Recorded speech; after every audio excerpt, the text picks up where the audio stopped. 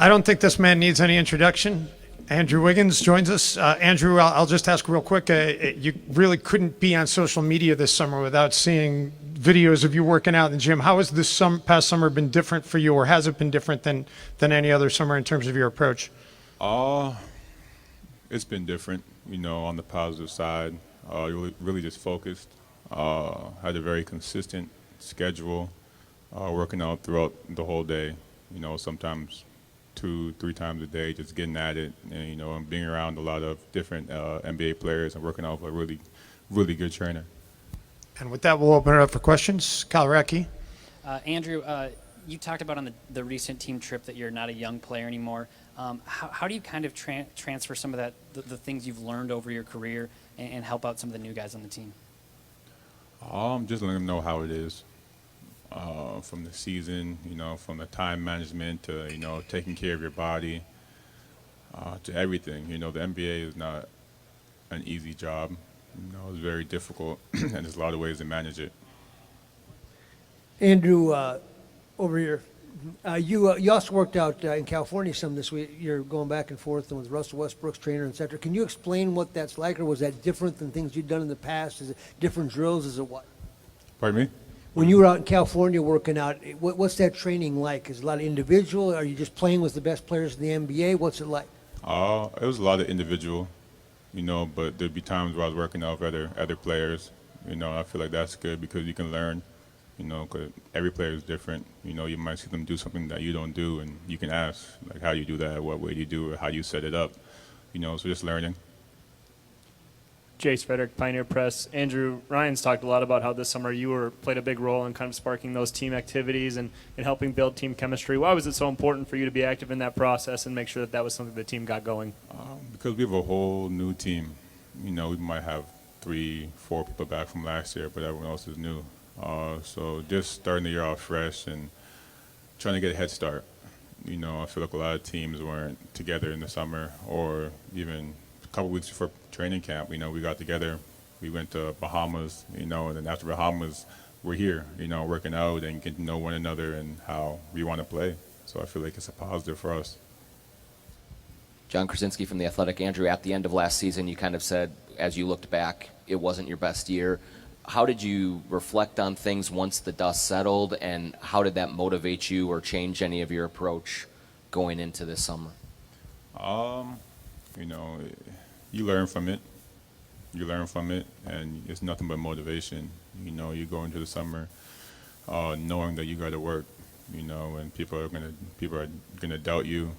People are gonna think that you lost a step, you lost it, and all these things. But all you can focus on is yourself, and the fact that I can prove people wrong, and get back out there and let people know that I'm still the same player. That's motivation. So it means a lot. It makes me work harder, think harder. I want to be great.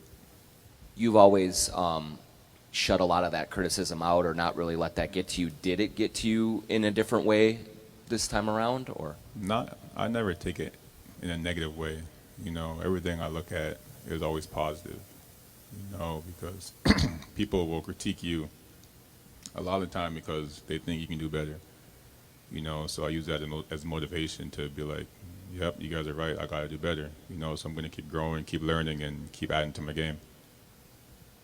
Chris Hine from the Star Tribune. Andrew, Gerson and Ryan have mentioned, you guys have had a lot of conversations this off season, and Ryan has mentioned, bringing analytics and game film in and evaluating your game. Has there been anything that you've seen that was maybe a little eye-opening as to what you could do differently going into this year that maybe you weren't doing in the past? Just limiting the longer twos and the mid-range shots, and trying to get a higher percentage shot, which is 3 in the layup. For you, how have those conversations been overall? When you've sat down and talked with Gerson and Ryan. They've been good. They believe in you. They believe in me, and I feel like that's important.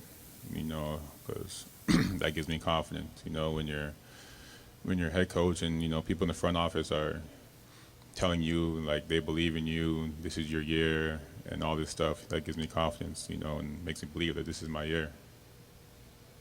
Britt Robson with The Athletic. over the last, actually since you came into the league, you've been probably arguably top 5 in terms of minutes playing time. As you look back on that, are there times when you are fatigued and you don't realize that you're fatigued? Do you think that there is a way to regulate your minutes a little bit better? And I'm thinking specifically about three-point shooting. It seems that you start the season hot from deep at the beginning of the season sometimes. I'm just wondering if that's something that's crossed your mind in terms of both minutes load and also three-point shooting. I don't think it's a big factor. You know, I'm not really one to get too tired during a game or think that I'm not making shots because my legs are tired or anything like that. You know, I just play the game and, you know, I leave it up to the coaches to, you know, see how long I'm out there for. You know, and whether I'm out there the whole game, 20 minutes, 25, 30 minutes, it doesn't really matter. You know, I'm going to play the same way every time. And if I'm tired, I'm asked for a sub. You know, but most of the time I'm ready to go and I don't get too tired. Andrew, Dane Moore, zone coverage.